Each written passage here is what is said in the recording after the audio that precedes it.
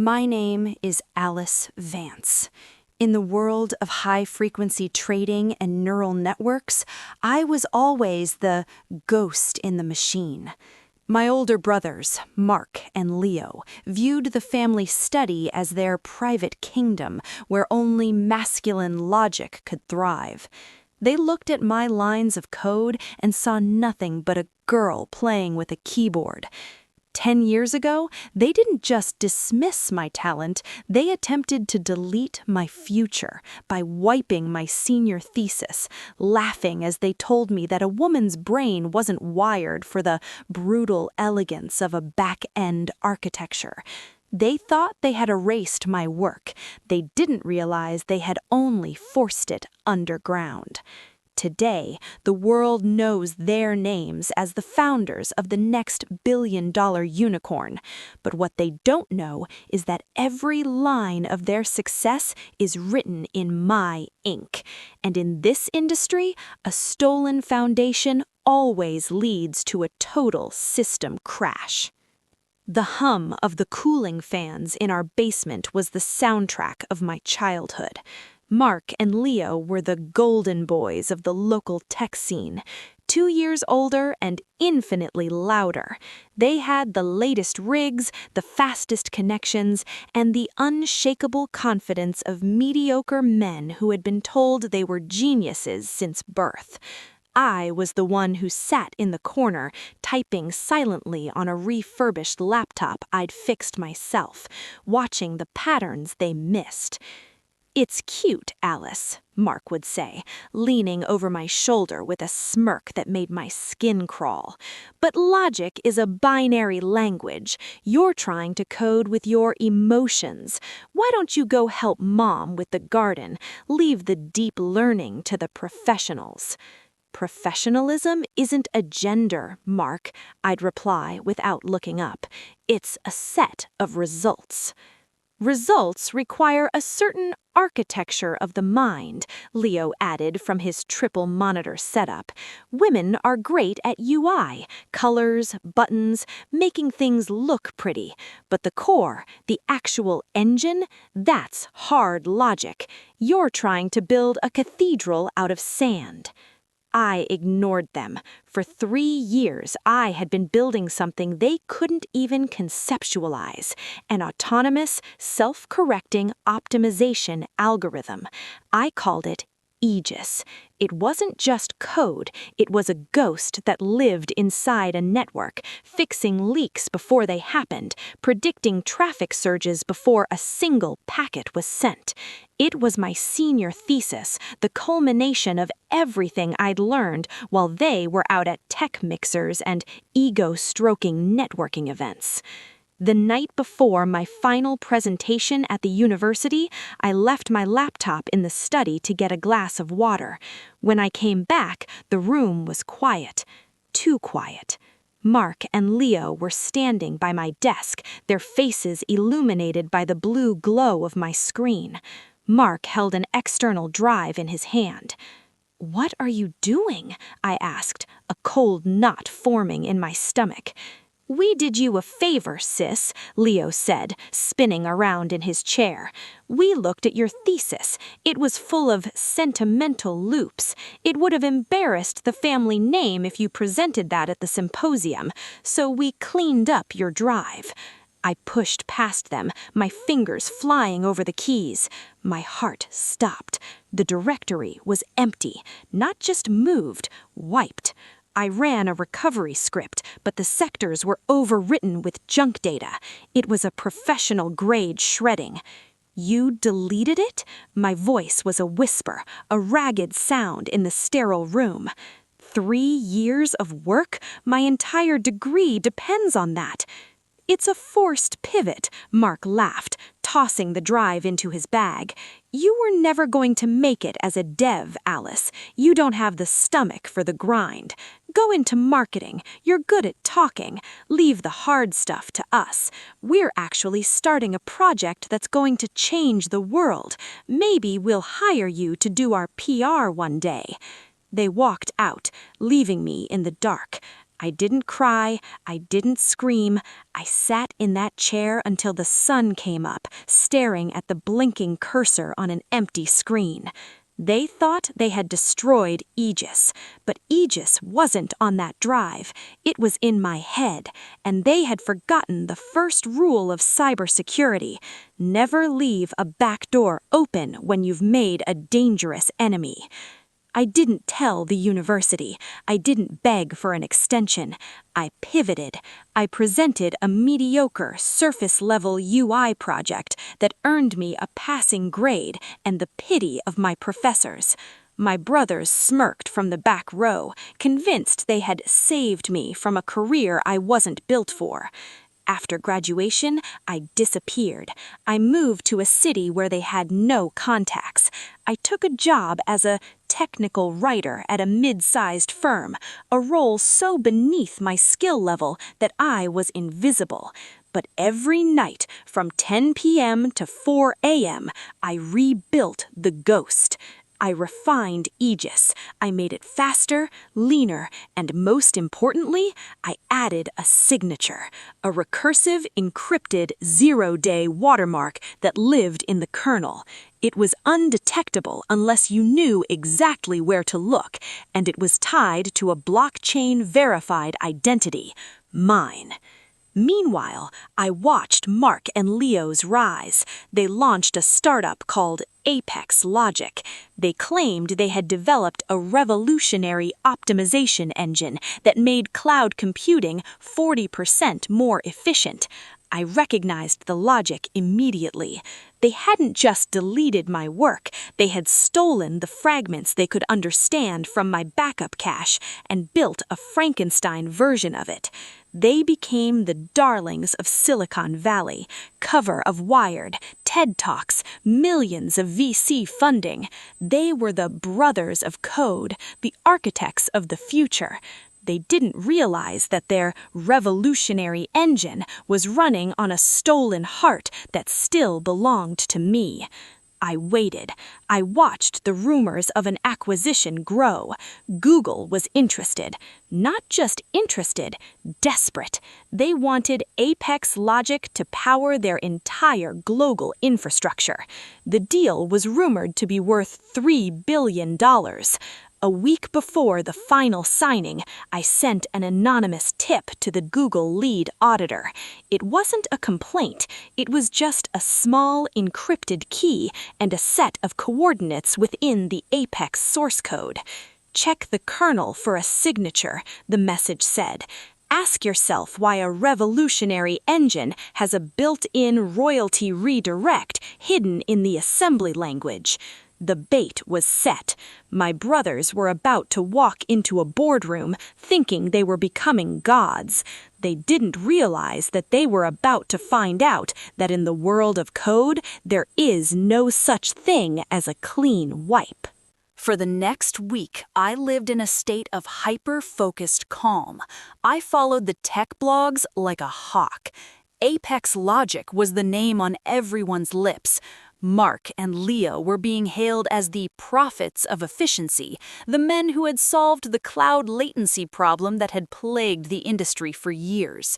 They were appearing on podcasts, talking about the months of sleepless nights and the pure masculine intuition that led them to the discovery of their core engine. I sat in my small apartment, surrounded by 4 monitors and a cooling system that hummed like a low-pitched warning. I had watched their latest interview. Mark looked older, more polished, wearing a designer hoodie that probably cost more than my first car. The secret, Mark had told the interviewer with a practiced, smug smile, is in the purity of the logic. We stripped away the bloat. We found the core rhythm of the data and we harnessed it. It's a closed system, perfectly secure, perfectly ours. I laughed out loud in the empty room. It wasn't yours, Mark. It was a fragment of the thesis you thought you'd shredded. You had found my alpha build in the hidden partition of the family server, the one I'd left as a honeypot, knowing your greed would eventually outweigh your caution. You took the bait, thinking it was a discarded draft.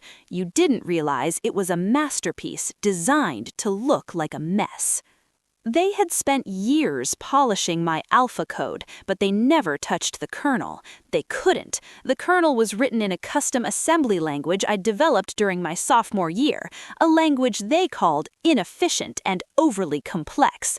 To them, it looked like legacy junk, a black box that just worked. So they left it alone, building their entire skyscraper on top of a basement they didn't have the keys to. My phone buzzed. It was an encrypted notification from the Google audit team's internal server. I had spent months tunneling into the peripheral systems of the acquiring firms, not to steal, but to watch. Audit, Phase 4, Integrity Check, Status, Flagged. The tip I'd sent was working. Google's lead auditor, a woman named Sarah Chen, who was known in the industry as the executioner for her ability to spot a single line of stolen code in a million-line repository, had found the signature. Or rather, she had found the lack of one. My brothers couldn't explain the kernel. They'd claimed they'd lost the original documentation in a server migration. Alice. A voice crackled over my headset. It was Marcus, my only real friend in the industry, a white-hat hacker who owed me for saving his reputation 3 years ago. They're panicking. I just intercepted a frantic VoIP call between Mark and Leo. They're trying to rewrite the kernel before the final signing on Friday. They realize they can't explain the origin of the core logic. They can't rewrite it, Marcus, I said, my fingers dancing over my own keyboard. The kernel is self-obfuscating. If they try to force an override, the entire system will go into a recursive loop. It'll look like a catastrophic hardware failure. They're trapped. They're going to call you, Alice. You know that, right? They're going to realize you're the only one who speaks that language. I'm counting on it, I said. The call came 3 hours later. I let it ring until the very last second. Alice? Leo's voice was frantic, stripped of the condescending bravado he usually saved for me. Alice, are you there? Listen, we're in a bit of a bind. One of our legacy modules, the one from the old family server, is throwing some weird errors during the Google audit. We remembered you were playing around with some similar stuff back in college. We need you to come down to the office tonight. I thought you said my code was full of sentimental loops, Leo, I said, leaning back in my chair and watching the city lights. I thought I didn't have the stomach for the brutal elegance of the back end. Look, don't be like that, Mark's voice cut in. He sounded like he was on the edge of a breakdown. We're about to sign a $3 billion deal. If this audit fails, we lose everything. We'll make it worth your while. We'll give you a consulting fee, $50,000, just for one night's work. $3 billion and you're offering me $50,000 to save your lives? I smiled. I'm busy, Mark. I'm working on a UI project. You know, making things look pretty, colors and buttons, things a woman's brain can handle. Alice, please, Leo shouted. Google is coming in at 9 a.m. tomorrow for the final code walkthrough. If we can't explain the kernel, the deal is dead. They think it's dark code. They think we bought it from a foreign entity. We need you to verify the logic. I'll come, I said, the cold satisfaction blooming in my chest like a dark flower. I'll come, but I'm not coming as a consultant. I'm coming as a guest of the audit team. I'll see you in the boardroom at 9 a.m. I hung up before they could protest. I didn't need their $50,000. I didn't need their pity. I needed them to stand in that glass-walled room in front of the most powerful tech executives in the world and admit that they were nothing more than thieves who had stolen from their own sister. I spent the rest of the night finalizing the Aegis protocol. It was a simple script. When I entered my private key into the terminal, the kernel wouldn't just verify itself. It would reveal its true owner. It would trigger a global zero-day royalty claim locked into the blockchain that would redirect 90% of all past and future licensing revenue to a single wallet, mine. I chose my outfit for the morning carefully, a sharp charcoal gray suit. No pretty colors, no feminine flourishes, just pure, brutal elegance. As I walked towards the Apex Logic headquarters the next morning, the sun was reflecting off the glass tower. It looked like a palace built on lies. I took a deep breath, feeling the weight of the flash drive in my pocket. The brothers thought they were at the finish line. They didn't realize that in the world of code, the finish line is just the beginning of the next loop. And this loop belonged to me. The headquarters of Apex Logic was a monument to masculine vanity, steel, glass, and expensive minimalism. As I walked through the lobby, my heels clicking against the polished concrete, I saw the digital displays flashing the company's logo, a stylized mountain peak. Mark and Leo had always seen themselves at the summit, looking down at the world they believed they had conquered with their brutal logic. They didn't realize they were standing on a glacier that was already starting to melt. The elevator ride to the 40th floor was silent. I stood between two security guards who looked like they'd been hired for their intimidation factor rather than their intellect. When the doors opened, the tension hit me like a physical wall. The air was thick with the smell of expensive coffee and the electric hum of high-end servers. I was led into the main boardroom. It was a cathedral of corporate power. On one side of the massive oak table sat the Google acquisition team, led by Sarah Chen. She was exactly as the rumors described, sharp, clinical, and possessing eyes that could deconstruct a soul as easily as a buggy script. On the other side were Mark and Leo. They looked terrible. Their expensive hoodies were wrinkled, their eyes bloodshot from a night of failed attempts to bypass my kernel. "Alice," Mark said, his voice cracking as he stood up. He tried to project a sense of brotherly warmth for the benefit of the Google team, but it came off as a desperate plea. "Thank you for coming. We were just telling Sarah that you were the lead documentation specialist during our early R&D phase. We thought your perspective on the legacy modules would clear up some technical misunderstandings." "Documentation specialist?" I asked, pulling out a chair at the far end of the table, equidistant from both parties. I didn't sit down. I placed my slim titanium laptop on the wood. "Is that what we're calling it now, Mark? Last time we spoke, you told me I was better suited for marketing and pretty colors." Sarah Chen raised an eyebrow, her gaze shifting from me to my brothers. The Google team remained silent, their pens poised over digital tablets like vultures waiting for the first sign of a carcass.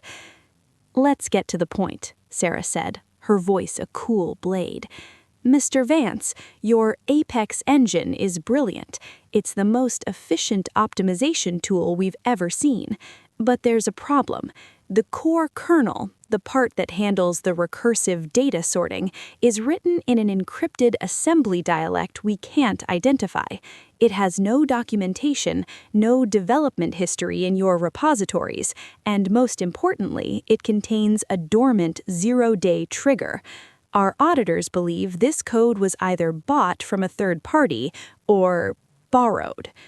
"It's ours!" Leo shouted, slamming his hand on the table. "We wrote it in a private environment for security reasons. Alice is just here to verify the logic. She helped us with the comments." "I didn't help with the comments, Leo," I said, opening my laptop. The screen glowed, reflecting in my pupils. "It's called Aegis 7. It's a non-linear assembly variant I developed during my junior year. The same year you both decided that female brains weren't wired for the back end." The silence that followed was absolute. I could hear the faint whir of the air conditioning. Mark looked like he was about to vomit. "Alice, stop," Mark hissed, leaning across the table. "Don't do this. We're a family. Think about the deal. $3 billion. You'll never have to work again. Just tell them we saw us write it. Tell them it's ours, and I'll double your consulting fee. $1 million. No, $5 million. "The price of my integrity has gone up since last night, Mark," I said. I turned my laptop towards Sarah Chen. "Sarah Chen, if you look at the kernel's memory address 402 hex, you'll find a recursive hash. It looks like junk data, a sentimental loop, as my brothers called it. But if you input the correct private key, it doesn't just unlock the documentation, it reveals the owner's digital signature, timestamped and verified on the Ethereum blockchain 3 years before Apex Logic was even incorporated." "That's impossible," Leo whispered. "We wiped your drive. We shredded every sector." "You wiped the drive I let you see," I said, my voice dropping to a dangerous whisper. "You never checked the cloud sync I'd hidden inside the family's smart fridge firmware. You were so busy laughing at my pretty colors that you didn't notice the 500 gigabytes of data moving through the home network under the guise of weather updates." Sarah Chen leaned forward, her eyes locked on my screen. "Alice, if what you're saying is true, this entire acquisition is a legal minefield. We can't buy a company that doesn't own its intellectual property." "Oh, you can buy it," I said, a cold, sharp smile finally reaching my lips. "You see, the Aegis protocol I built into the kernel isn't just a signature, it's a dynamic licensing agreement. It states that anyone using this engine without a verified master key, which only I possess, is subject to a 90% gross revenue royalty, retroactive to the date of first deployment." I hit the enter key. On the massive projector screen behind my brothers, the Apex Logic dashboard suddenly flickered. The Mountain Peak logo dissolved, replaced by a simple, elegant shield, the icon for Aegis. Below it, in glowing green text, a message appeared.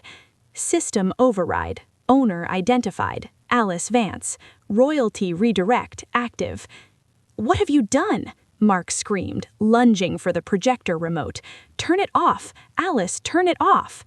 "I can't, Mark," I said, standing up. "It's a smart contract. It's immutable. You've been selling my alpha build to clients for 18 months. According to the logs, you owe me approximately $270 million in back royalties. And if Google wants to proceed with the $3 billion acquisition, 90% of that purchase price, $2.7 billion, will be automatically routed to my cold wallet the moment the funds are released." The Google team didn't look horrified, they looked impressed. Sarah Chen actually smiled, a small, terrifying expression of professional respect. "Well, Mr. Vance," Sarah said, looking at Mark, who had collapsed back into his chair, his face a mask of gray defeat. "It seems the profits of efficiency are actually just very expensive middlemen. Alice, I think we've been talking to the wrong CEO." "I believe you have," I said. I looked at my brothers. "You told me a woman's brain wasn't wired for the brutal elegance of code, but you forgot one thing. Code doesn't have a gender. It only has logic, and the logic says that you are now officially my employees. Or you would be if I weren't planning on firing you the moment this deal closes." You're taking everything," Leo whispered, tears of rage and humiliation welling in his eyes. "You're our brothers. And I was your sister when you deleted 3 years of my life for a laugh, Leo. Family is a two-way street. You turned it into a one-way dead end. I just built a highway over it." I turned back to Sarah Chen. "Sarah, if you look at the kernel's memory address 402 hex, you'll find a recursive hash. It looks like junk data, a sentimental loop, as my brothers called it. But if you input the correct private key, it doesn't just unlock the documentation, it reveals the owner's digital signature, timestamped and verified on the Ethereum blockchain 3 years before Apex Logic was even incorporated. I hit the enter key.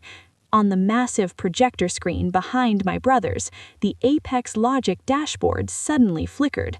The Mountain Peak logo dissolved, replaced by a simple, elegant shield, the icon for Aegis. Below it, in glowing green text, a message appeared. System override. Owner identified. Alice Vance. Royalty redirect active. "What have you done?"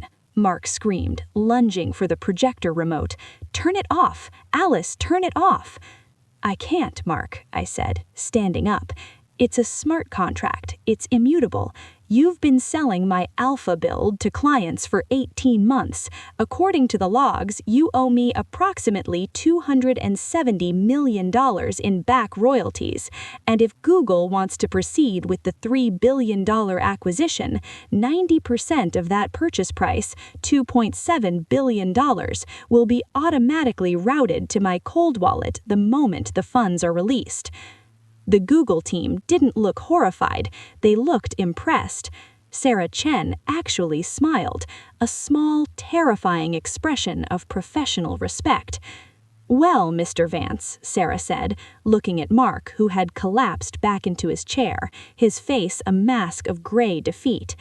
"It seems the profits of efficiency are actually just very expensive middlemen. Alice, I think we've been talking to the wrong CEO." "I believe you have," I said. I looked at my brothers. "You told me a woman's brain wasn't wired for the brutal elegance." The morning after the boardroom execution, the world felt fundamentally different. For 10 years, I had moved through the city like a ghost, a shadow in the periphery of my brother's manufactured brilliance. But today, the silence was gone. My phone was a constant vibration of notifications, emails from venture capitalists who had ignored my resume for a decade, interview requests from major tech journals, and frantic messages from legal teams. I sat in the back of a sleek black sedan provided by Google, watching the sun reflect off the glass towers of Silicon Valley. I wasn't heading to a basement or a cubicle.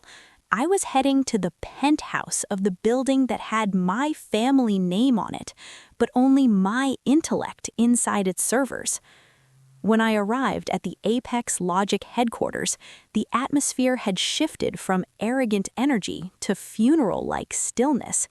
The security guards, who had looked through me just 48 hours ago, now stood at attention. They didn't ask for my badge. They simply opened the doors and bowed their heads. I took the private express elevator directly to the top floor. When the doors opened, I found Mark and Leo waiting in the foyer. They looked like they hadn't slept since the previous decade. Mark's designer hoodie, which he usually wore like a suit of armor, was wrinkled and stained with coffee. Leo was pacing the length of the glass wall, his hands shaking so violently he had to tuck them into his pockets. "Alice," Mark said, stepping forward as if he wanted to embrace me, then stopping abruptly when he saw the cold, clinical look in my eyes. "Look, we've had time to talk, to think. We were out of line back in college. The way we handled your thesis was unprofessional, sure, but we were young. We were competitive. But we're still a team, right? The Vance trio? Google still needs a face for the company. They need the story of the brothers who changed the world." "They don't need a story, Mark." I walked past him and into the main office. I sat in the high-backed leather chair that had been his throne for the last 3 years. It felt cold. "They don't need a story, Mark. They need the code. And since I'm the only one who can explain the kernel, the Vance trio has officially been downsized to a solo act. You and Leo are currently listed in the acquisition documents as consultants pending immediate termination. I'm here to finalize the exit paperwork." "Termination?" Leo spun around, his voice rising to a frantic, ugly pitch. You can't fire us. We built this. We did the marketing, the networking, the high-stakes VC pitches. You were just in the background. You can't just walk in here and erase years of our hard work. I'm not erasing your work, Leo. I leaned back and looked at him with a pity that was sharper than any insult. I'm acknowledging it. You worked hard at lying. You worked hard at taking credit for an algorithm you couldn't even compile without my hidden help. Every time a client asked a deep-level technical question over the last 18 months, you'd excuse yourself to consult the documentation, which was really just you texting me from the bathroom. I have every single one of those texts, by the way. They'll make a fascinating addition to the fraud audit if you decide to make this difficult. Mark slumped into the chair opposite me. The predatory confidence he'd carried since childhood had evaporated, leaving behind a hollow, desperate man. Alice, please, we have debts. We took out massive personal loans based on the projected $3 billion valuation. We bought properties. We invested in other startups. If we only get 10% of the deal, and then we have to pay you back royalties for the last 2 years, we'll be ruined. We'll be in debt for the rest of our lives. Then I suggest you sell the cars, I said, my voice as flat as a dial tone, and the high-end rigs you used to shred my life's work 10 years ago. You told me back then that I didn't have the stomach for the grind. You told me a woman's brain wasn't wired for the brutal elegance of logic. Well, here is the logic. You stole, you lied, you lost. Now you pay. You're a monster, Leo whispered, his face twisting with a mixture of fear and genuine hatred. Mom and Dad would be ashamed. To do this to your own blood over some software? We're your brothers. And I was your sister when you deleted 3 years of my work for a laugh. I was your sister when I was eating ramen in a studio apartment while you were posting photos from private jets. Don't bring our parents into this. They're the ones who enabled you. They're the ones who told me to be the bigger person every time you stepped on my neck. I've already set up an automated monthly allowance for them. They'll be comfortable, but they will never have a say in my business again. And as for you, you're not my brothers. You're just 2 failed entrepreneurs who tried to sell a product they didn't own. Mark looked at the floor, the realization finally sinking in that there was no way out. No charm, no masculine intuition, and no family guilt would work on me. I had optimized my heart just as I had optimized the code. What do you want, Alice? Mark rasped. Just tell us the price of our freedom. I want a clean install. I pulled 2 documents from my bag. These are non-disclosure and non-compete agreements. You will never speak of the Aegis engine as your own. You will never attempt to start another tech company using any derivative of my architecture. And, most importantly, you will issue a public statement vetted by my legal team admitting that your role in Apex Logic was purely administrative and that the core technology was developed solely by me. That's professional suicide, Leo groaned. No one will ever hire us. No, Leo, I said, that's an honest resume. You can sign, take your remaining 10%, and disappear into the quiet life you deserve. Or you can walk out that door and I'll let Google's legal team pursue the criminal fraud charges. Sarah Chen is very interested in how you managed to sign an ownership affidavit for code you didn't write. That's perjury, among other things. I believe the minimum sentence is 5 years. The room was silent for a long time. The only sound was the distant hum of the city below us. Finally, with shaking hands, Mark reached for the pen. Leo followed a moment later. The sound of the ink on the paper was the final note of the old world. They were signing away the lie they had lived for a decade. When they were finished, they stood up. They didn't look like tech giants anymore. They looked like the small-minded bullies they had always been, stripped of their expensive toys. "Get out," I said, not looking up from my screen. "Your access badges have already been deactivated. Your personal items will be couriered to your homes by the end of the day." They walked out without a word. The door clicked shut, and for the first time in my life, the air in the room felt pure. I walked to the window and looked out at the horizon. The Google acquisition was final. The money was already moving through the encrypted channels I had built. I was no longer a ghost, and I was no longer a victim. I opened my laptop and saw a message from Sarah Chen. "The legal team has the signatures. The transition to the Aegis brand is underway. Welcome to the top, Alice. It's time to show the world what your brain is really wired for." I didn't smile. I just felt a profound sense of rightness. The system had been corrected, the bugs had been removed, and for the first time in 10 years, the source code of my life was finally under my control. "Restarting system," I whispered to the empty office. "Version 1.0, the real one."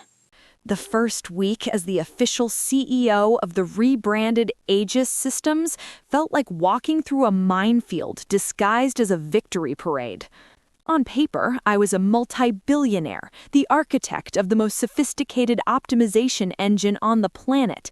In reality, I was a woman sitting in an office that still smelled of my brother's expensive cologne, facing a board of directors who looked at me as if I were a temporary glitch in their profitable matrix.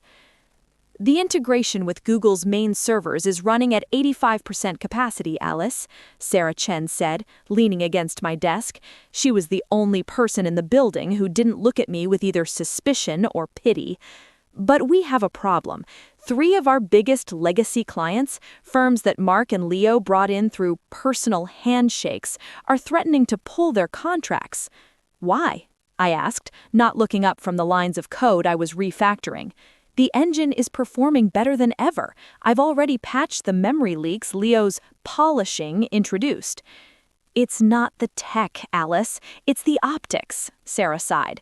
"These are old-school firms. They bought into the binary kings narrative. They liked the whiskey and cigar deals in private lounges. Now they see a woman in her late 20s running the show, and they're hearing whispers, likely from your brother's old cronies, that the real brains left the building when Mark and Leo signed the exit papers." I felt a familiar, cold prickle of rage at the back of my neck. Even now, with the bank balance of a small nation and the keys to the most powerful infrastructure in tech, the ghost of their dismissal followed me. "They think I'm a front," I said, finally closing my laptop. "They think Mark and Leo are the geniuses who got canceled by a bitter sister, and I'm just holding the fort until the dust settles." Exactly. One of them, a man named Sterling from Global Logistics, has requested an emergency meeting. He's hinting at a lawsuit for breach of contract, claiming that the core talent he signed with is no longer overseeing the project. The core talent couldn't even explain how a recursive loop works without a manual, Sarah, I said, standing up. "Set the meeting for tomorrow. In the server room, not the boardroom. If they want to see the talent, I'll show them the heart of the machine."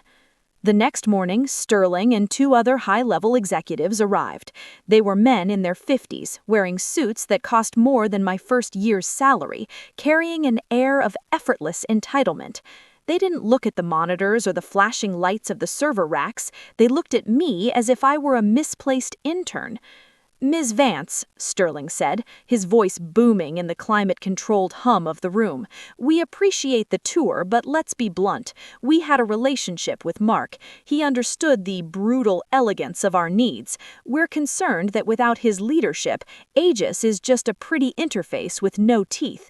We're considering moving our data to a competitor." "A competitor?" I asked, walking over to the main terminal. "You mean Nexus Core? The one that uses a linear sorting algorithm from 2018? Your latency would triple within 48 hours. Mark told us you were the documentation girl, the second executive added, a smirk playing on his lips. He said you were great at organizing the files, but the heavy lifting, that was a man's job. We're just looking out for our shareholders. I didn't argue. I didn't defend my resume. I simply typed a command into the terminal that I had prepared an hour earlier. Suddenly, the massive displays on the walls turned a deep, warning red. The rhythmic hum of the servers spiked into a high-pitched whine. Alarms began to blare across the floor. "What's happening?" Sterling shouted, his face turning pale. "Is that a breach?" "It's a simulation of what happens to your network every Tuesday at 2 p.m., I said, my voice calm against the chaos. "A massive data surge from your European hubs. Mark and Leo never told you how they fixed it, did they? They just told you it was handled. Well, here's how they handled it." I opened a sub-window on the screen. It showed a series of frantic manual overrides, clunky, desperate patches that were barely holding the system together. "This was your brutal elegance, Mr. Sterling, a series of digital duct tape solutions that would have collapsed under its own weight within 6 months. My brothers didn't solve your problem, they hid it under a layer of marketing speak." I hit another key. The red screens vanished, replaced by a calm, steady blue. The servers settled into a purr so quiet it was almost undetectable. "And this," I said, pointing to a new stream of data, "is Aegis, my version. It's not handling the surge, it's anticipating it. It's rerouting the packets through a neural buffer I designed while I was still working in the technical writing pool. It's faster, it's permanent, and most importantly, it's mine. If you move to a competitor, you're not just moving your data, you're moving your business into the dark ages."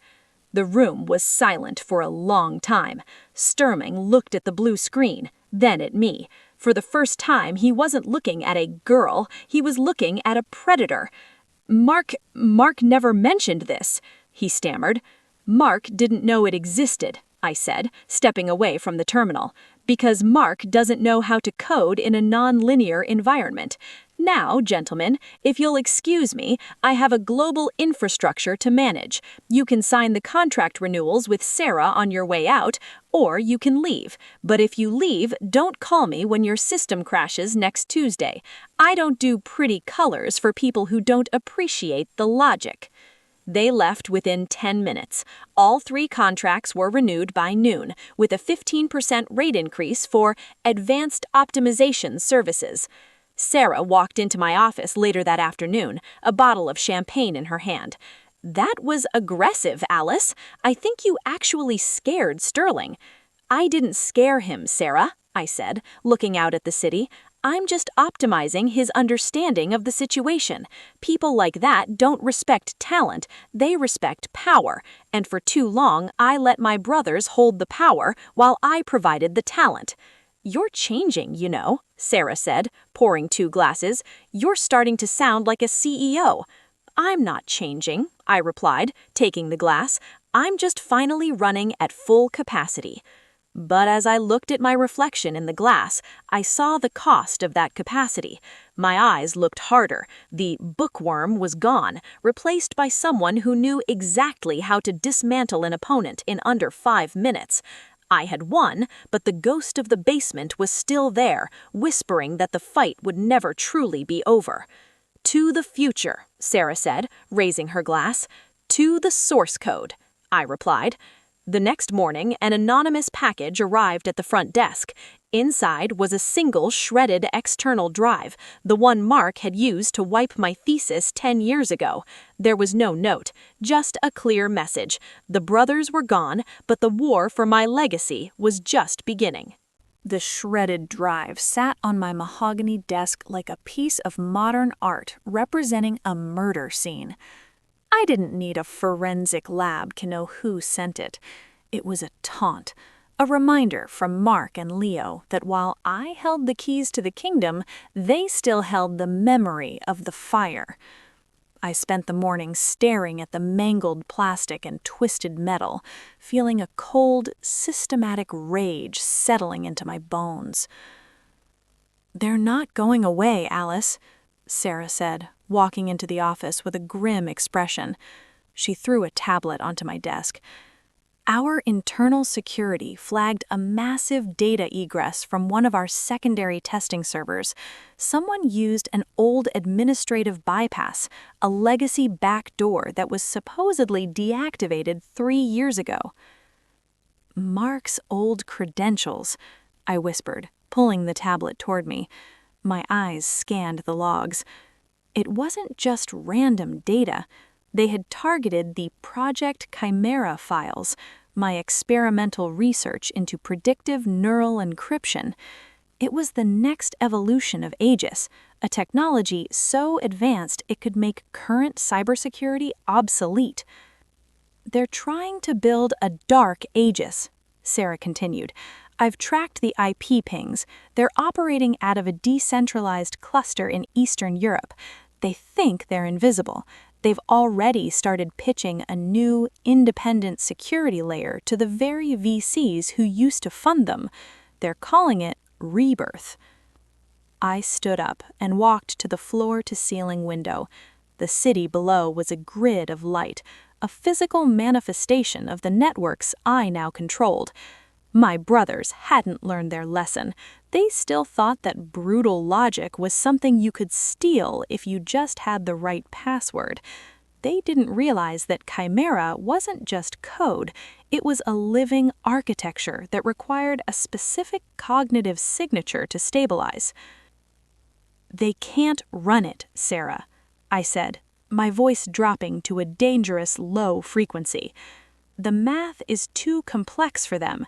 If they try to compile the Chimera core without the stabilization keys, it will eventually generate a recursive feedback loop that will fry whatever hardware it's running on." "But they don't know that, and in the meantime, they're selling the promise of it.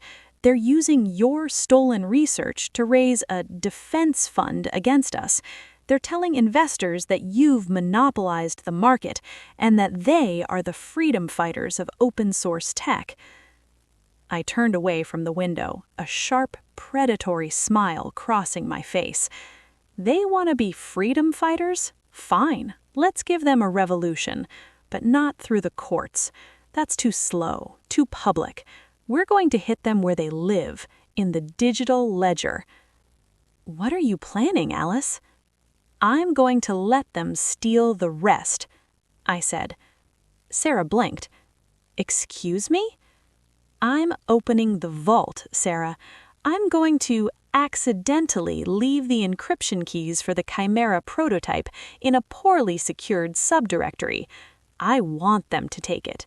I want them to think they've finally won, that they've outsmarted the documentation girl one last time." "Alice, that's suicide. If they get that code—" "They won't get the code, Sarah. They'll get a Trojan horse disguised as a masterpiece. I call it the black box protocol. It's a self-executing financial audit.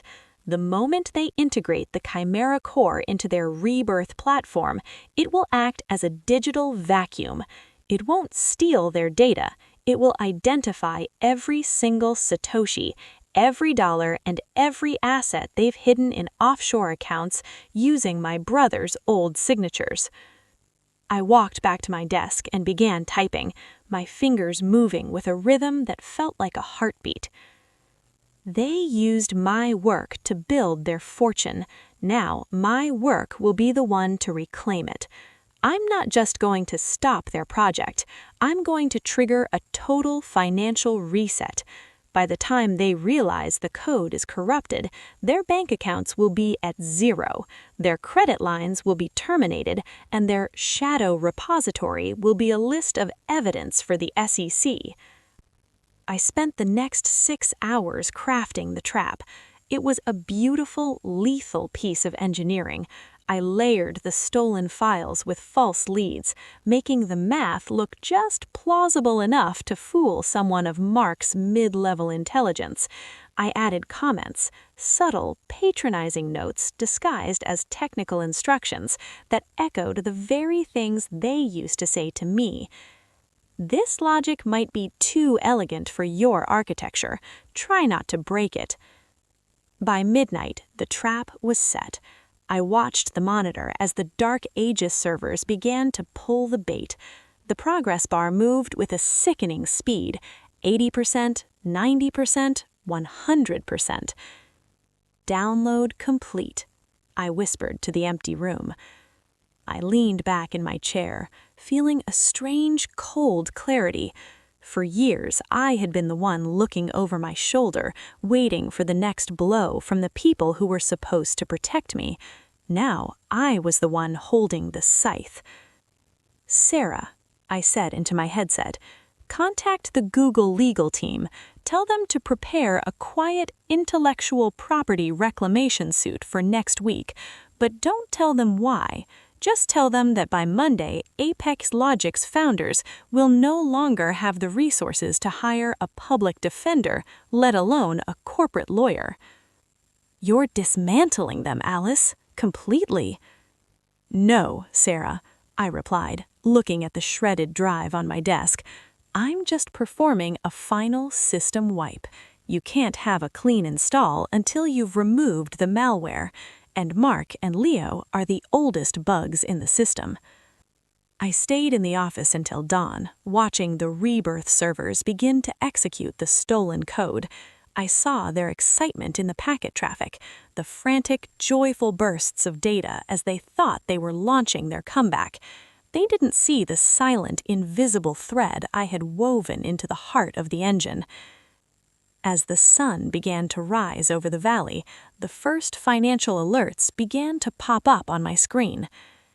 Account termination, Cayman Islands branch. Asset liquidation, Zurich private equity. Status, 0 balance.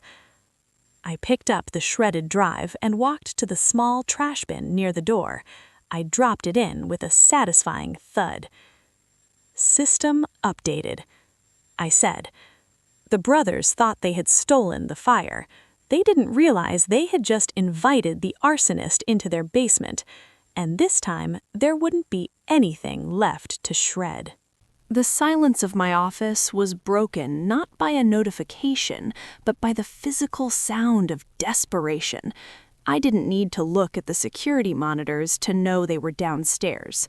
My system had already alerted me to their credit card failures at the parking garage and the frantic, rejected attempts to use their biometric scans at the executive elevator. I had allowed them up, not out of mercy, but for the sake of closure. A clean install requires a final walkthrough of the old corrupted files.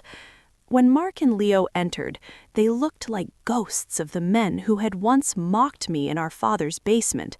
Their expensive suits were wrinkled, their eyes hollowed out by the sudden, inexplicable evaporation of their wealth. They didn't storm in this time. They hesitated at the threshold of the obsidian desk, looking at me as if I were a judge sentencing them to a life they weren't wired to handle. "Alice," Mark rasped, his voice cracked and dry. "Everything is gone. My accounts in Zurich, the trust for the house in the Hamptons, it just vanished. The bank says there's a legal hold triggered by a proprietary audit protocol. They said the money was identified as stolen assets." "Technically, they're right, Mark," I said, leaning back in the leather chair. I didn't offer them a seat. "The Aegis licensing agreement you signed 3 years ago, the one you didn't bother to read because you were too busy choosing the leather interior for your private jet, stated that any derivative works based on the kernel belonged 100% to the architect. By trying to build Rebirth using my stolen research, you triggered a total asset reclamation. You didn't just lose your future, you lost the past you bought with my intellect." "You can't do this," Leo shouted, though there was no strength in his voice. "We have families. We have reputations. You're leaving us with nothing. We're your brothers." "You were my brothers when you stood in that basement and laughed while 3 years of my soul was shredded. You were my brothers when you told me a woman's brain was a pretty interface with no teeth. I didn't leave you with nothing, Leo. I left you with exactly what you earned, your own abilities. If you're the binary kings you claimed to be, surely you can just code your way back to the top. Why are you here begging the documentation girl for a handout? Mark sank onto the guest chair, burying his face in his hands. We can't, Alice. You know we can't. We haven't written a clean line of code in 5 years. We were managers. We were the faces. We don't even know the syntax for the new neural layers you've built. We're obsolete. Obsolete. I repeated the word, tasting the irony. That's the most honest thing you've ever said. I pulled a small physical folder from my desk, the only paper in the room. I slid it across the obsidian surface. What's this? Mark asked, looking at it with a mixture of hope and terror. It's the final audit of our family history. I went back into the old servers, the ones Dad kept in the attic before he died. I wanted to see if there was a single moment where you actually showed the genius you claimed. I found your first big project, the one that got you into that elite tech incubator when I was 14. I watched as the blood drained from Mark's face. I found the source code, Mark, I continued, my voice low and lethal. I ran a comparison check against my middle school notebooks. You didn't just steal my thesis, you stole my middle school science fair project. You've been living off my brain since I was 12. Every award, every scholarship, every ounce of masculine intuition you ever displayed was just a repackaged version of the notes I left on the kitchen table. Leo looked at Mark, his eyes wide with a realization that was even more pathetic than their bankruptcy. He hadn't even known Mark was stealing from me back then. The cycle of parasitic behavior went deeper than even I had imagined. You've never been my competitors, I said, standing up and walking to the glass wall. You've been my shadows, and a shadow has no substance without the light. I'm simply turning the lights off. Alice, please, Mark whispered, looking at the floor. Just give us enough to stay afloat. A consulting role? Somewhere in the Midwest. We'll change our names. We'll never bother you again. I've already provided for our parents, I said, not turning around. They have a comfortable life, away from the tech world, under the condition that they never funnel a cent to you. As for the two of you, I have a job offer. One job. They both looked up, their eyes gleaming with a desperate, pathetic hope. My logistics firm in Ohio needs quality assurance testers. It's a manual job. You'll sit in a cubicle for 8 hours a day, running repetitive stress tests on someone else's code. You won't have admin privileges. You won't have a corner office. You'll earn exactly $50,000 a year, the consulting fee you offered me the night before the Google deal. It's an honest work for men of your actual skill level. QA testers? Leo gasped. That's an entry-level position for kids. It's a position for people who don't know how the back end works. It's exactly where you belong. Take it, and I'll pause the criminal fraud investigation. Refuse it, and Sarah Chen will hand the black box files to the federal prosecutor this afternoon. You have 60 seconds to decide if you want to be humble employees or high-profile inmates. The silence in the room was the heaviest I had ever felt. I watched the digital clock on the wall, the seconds ticking away like lines of code being executed. Mark stood up first. His pride was gone, replaced by the gray, heavy weight of reality. We'll take it. Good, I said. The HR paperwork is already in your inboxes. Your flight to Ohio leaves at 6 p.m. Don't be late. In the world of brutal logic, punctuality is the only thing you have left. They walked out of the office, their shoulders slumped, their feet dragging across the expensive carpet. They didn't look like kings. They didn't even look like men. They looked like discarded modules from a system that had finally been optimized. I stood at the window watching them exit the building 40 floors below. They looked like ants in the vast network of the city. For 10 years, I had defined myself by my anger towards them. I had built an empire out of the bricks they had thrown at me. But as I watched them disappear into a taxi, the anger evaporated, leaving behind something much colder and much more powerful: indifference. "Alice?" I said into my headset. "Yes, Alice?" "Delete the legacy folders. All of them. The Vance Trio archive is officially purged from the system. We're moving the Chimera core to live testing tonight." "Understood. And the brothers?" "They've been successfully downgraded," I said, a small, genuine smile finally reaching my face. "They're finally working with the only thing their brains were truly wired for: someone else's instructions." I sat back down at my desk and opened a new blank document. The past was settled, the audit was complete. It was time to write the future, and this time the only name on the copyright would be mine. 1 year. In the world of high-frequency tech, a year is an eternity, a geological era compressed into 12 months of silicon and light. I stood on the stage of the Global Tech Summit, the very place where Mark and Leo had once stood to claim credit for my first ever breakthrough. The auditorium was a sea of faces, thousands of people waiting for a single word from the woman who had effectively rewritten the rules of the digital world. I didn't wear a designer hoodie. I wore a tailored black suit that felt like armor. My hair was pulled back, sharp and uncompromising. I wasn't the ghost anymore. I was the source code. "When I started Aegis Systems," I began, my voice amplified and echoing with a steady, quiet power, "I was told that some minds are built for the surface, and some are built for the heavy lifting. I was told that the brutal elegance of logic was a closed door, but today we are opening that door for everyone. Project Chimera is no longer an experiment. It is the new global standard for neural encryption. It is a system that cannot be stolen, cannot be faked, and most importantly, cannot be manipulated by those who didn't build it." The applause was a physical wave, but I didn't let it distract me. I looked at the VIP row. Sarah Chen was there, smiling, a partner in every sense of the word. My parents were there too, looking small and overwhelmed in their front row seats, finally realizing that the daughter they had ignored was the only reason they still had a roof over their heads. But I wasn't looking at them. I was looking at the live feed on my teleprompter's corner, a discreet camera from a logistics warehouse in a small town in Ohio.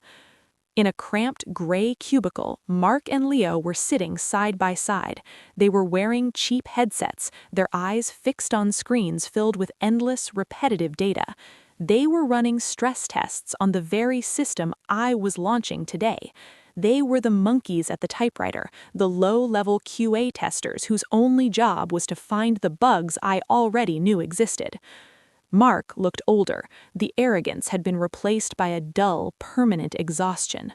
Leo was staring at a line of code he clearly didn't understand, his fingers hovering over a keyboard that no longer held the power to destroy. They were living the life they had tried to force on me, a life of invisibility, of grunt work, of being a nameless cog in someone else's machine. True genius isn't about who has the loudest voice in the boardroom. It's about who holds the master key to the logic. It's about the silent hours in the basement, the years of work that no one sees, and the integrity to never take what isn't yours. Aegis isn't just a company. It's a testament to the fact that the quiet ones are the ones who ultimately win. After the presentation, I walked backstage. The silence of the green room was a relief after the roar of the crowd. I opened my laptop and triggered the final command of the day. A message appeared on Mark and Leo's screens in Ohio, overriding their mundane testing scripts. Notification: Annual Performance Review complete. Status: adequate. No promotion available. Continue testing. I watched them read it through the camera. Mark slumped in his chair. Leo just sighed and went back to his data entry. They were trapped in a loop of their own making, a loop of mediocrity that I had simply formalized. They had spent their lives trying to delete my future. Now they were a permanent minor part of mine. "You're not going to fire them?" Sarah asked, walking in with 2 glasses of chilled water. "Why would I?" I asked, taking a sip. "They're actually quite good at the repetitive tasks. They have a certain brutal elegance in their consistency. Besides, firing them would be too easy. This way, every day they clock in, they have to see my name on the building. Every time they update their software, they have to read my copyright. That's a far more efficient punishment than any lawsuit." "You've become a strategist, Alice, not just a coder." "I've always been a strategist, Sarah," I replied, closing my laptop. "I just didn't have the hardware to run the program until now." We walked out of the auditorium and into the crisp evening air. The city felt different now. It didn't feel like a series of obstacles. It felt like a network that I had finally optimized. I looked up at the stars, the original pretty colors of the universe. For 10 years, I had fought to be seen, to be heard, to be acknowledged. But as the car pulled away, I realized that I didn't need the world's validation. I didn't even need my brother's suffering. I had the code. I had the truth. And for the first time in my life, I had the master key to my own soul. The system was stable. The audit was closed. The real version of Alice Vance had finally been installed, and this time there were no back doors. "End of session," I whispered to the dark. The world was finally running on my terms, and the logic was absolutely brutally perfect.